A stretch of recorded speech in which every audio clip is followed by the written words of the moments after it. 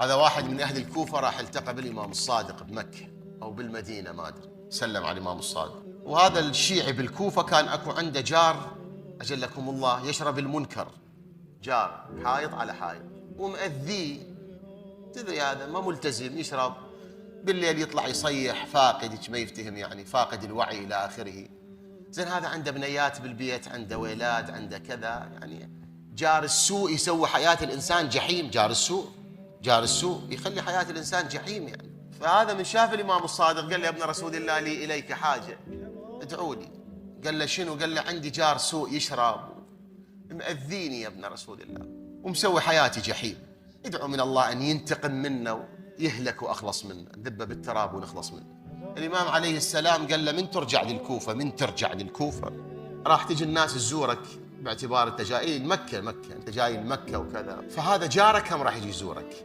من جارك يزورك قل له يسلم عليك جعفر الصادق ويقول: اترك ما أنت عليه وأنا الضامن لك الجنة. هيك قل له. قال له: يا ابن رسول الله، أولا هذا ما يستحق سلامك، هذا وين سلامك هذا؟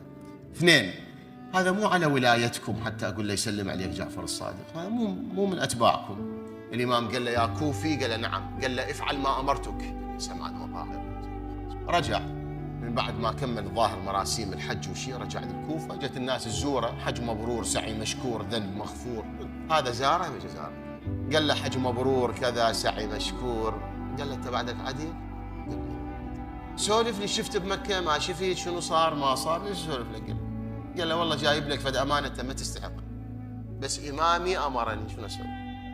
قال له: شنو الأمانة؟ قال له: مريت هناك على إمامي جعفر الصادق، جعفر ابن محمد ابن علي ابن الحسين ابن علي ابن أبي طالب، فما أحلى أسماءكم. علي الهادي يقول بزيارة الجامع: وذكرتك يا إمامي. قال له: بشنو ذكرتني؟ قال له: قلت له هذا جاري مو خوش جار عليك ويشرب المنكر ومسوي حياتي جحيم، وطلبت من إمامي أن يدعو عليك الله يهلكك ويخلصني منك. قال له: وإمامك دعا علي جعفر؟ قال له: لا والله ما دعا عليك، ما قبل كلامي. قال له: وشنو قال لك جعفر؟ قال له: إمامي قال: أبلغ جارك سلامي وقل له اترك ما أنت عليه وأنا الضامن لك الجنة، جعفر ضامن لك الجنة.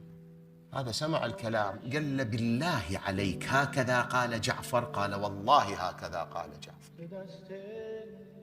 قال له: شوف أقول لك، أنا مو من أتباع أهل البيت، ولكن أدري إمامك جعفر صادق ابن صادقين.